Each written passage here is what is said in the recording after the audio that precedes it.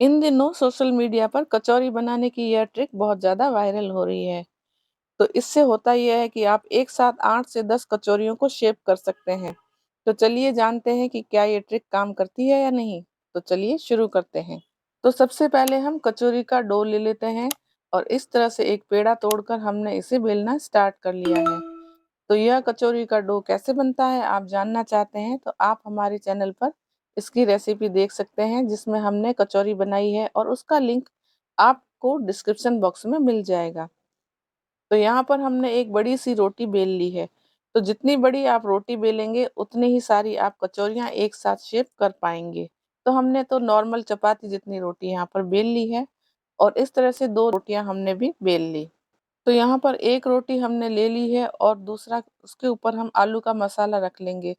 तो यह आलू का मसाला है और आप अपनी पसंद से कोई भी स्टफिंग तैयार कर सकते हैं, चाहे तो आप आलू की करें या किसी और चीज़ की। और इस तरह से हमने बॉल बनाकर रख लिए हैं। तो हमने जितनी साइज़ की रोटी बेली है, उसके हिसाब से हम 4 कचौरियाँ यहाँ बना लेते हैं। अगर आप बड़ी रोटी बेलेंगे तो एक साथ 8 से 10 कचौरियाँ भी शेप कर पाएँगे। तो अब इसके ऊपर हमने जो दूसरी रोटी बेल कर रखी थी, वो इसके ऊपर लगा लेते हैं। और इस तरह से हथेली से थोड़ा-थोड़ा प्रेस कर लेंगे ताकि आलू का मसाला इसमें सेटल हो जाए और ऊपर वाली रोटी भी सेट हो जाए।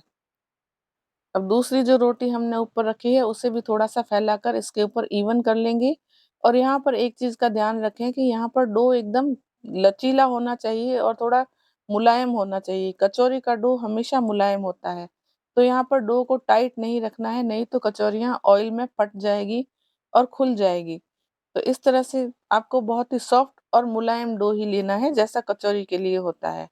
तो हमने इस तरह से इसे सील कर लिया है और अब एक कटोरी की हेल्प से हम कचौरी का शेप देंगे। तो यहाँ पर हमने छोटी कटोरी ली है क्योंकि हम थोड़ी छोटी कचौरियाँ बना रहे हैं। तो आप कोई भी छोटी गिलास या कोई भी इस तरह का साँचा ले सकते हैं जिससे कटोरी या साँचे से आप गोल-गोल शेप में कचौरी बना सकें। तो इसके ऊपर हमने कटोरी रखी और इस तरह से हम इसे प्रेस करेंगे और फिर ये कट जाएगा एक कचौरी के शेप में। अब जो ये एक्स्ट्रा आटा है इसे हम इस तरह से निकाल लेंगे और देखिए इस तरह से हमने एक साथ 4 कचौरियों को शेप कर लिया है। आम तौर पर जब हम कचौरी शेप करते हैं तो उसे या तो बेलते हैं या हाथ से प्रेस करके करते हैं, तो उसमें थोड़ा टाइम लग जाता है। लेकिन इस तरह से एक साथ 4 कचौरियाँ हमने शेप कर ली है। और जो ये किनारे हैं, अगर आपका डो सॉफ्ट मुलायम है तो कोई बात नहीं, नहीं तो अगर थोड़ा-सा भी टाइट होगा तो ये खुल जाएँगे। तो मेक श्योर कि ये किनारे बंद हो जाएँ। नहीं तो आप क्या करें कि थोड़ा-सा पानी या मैदे की स्लरी लेके इनको आपस में चिपका सकते हैं, नहीं तो खुलने के चांस बहुत ज़्यादा रहते हैं। और अब तेल को हमने मीडियम गर्म कर लिया है और उसके अंदर एक-एक कचौरी डाल देंगे और इस तरह से हम एक साथ 8 कचौरियाँ तैयार कर लेते हैं और ऑयल में डाल लेते हैं। और आँच को हम मीडियम ही रखेंगे और बीच-बीच में हाई लो फ्लेम करते हुए इन्हें फ्राई करेंगे। आप देख पा रहे हैं कि अभी हमने ऑयल में कचौरियाँ डाली ही है और लगभग 1-2 मिनट हुए हैं और ये धीरे-धीरे तैरकर ऑयल में ऊपर की तरफ उठ रही है और फूलकर गुब्बारे जैसी हो गई है। तो इसका मतलब ये है काम कर रहा है।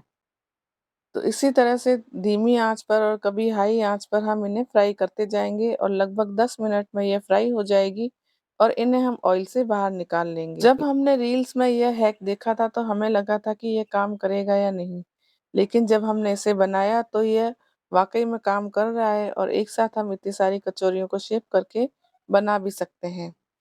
तो अगर इसे बनाते हैं, तो आप ध्यान रखें कि आटा आपका सॉफ्ट मुलायम होना चाहिए जैसा कचौरी के लिए होता है और आपको इसी चीज़ का ध्यान रखना है तो ये ज़रूर सही बनेगी।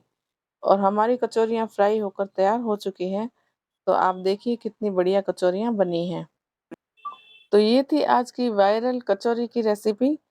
तो आप भी इस रेसिपी को ज़रूर ट्राई करना और हमें कमेंट कर कर बताना कि यह हैक काम करता है या नहीं। और इस रेसिपी वीडियो को ढेर सारा लाइक करें, शेयर करें और कमेंट करें। हमारे चैनल को अगर आपने पसंद किया है तो फटाफट से इसे सब्सक्राइब भी कर लें और बेल आइकन को ज़रूर प्रेस करें ताकि जब भी हम इस तरह के वीडियोज़ अपलोड करें तो उनका नोटिफिकेशन आपको समय-समय पर मिलता रहे।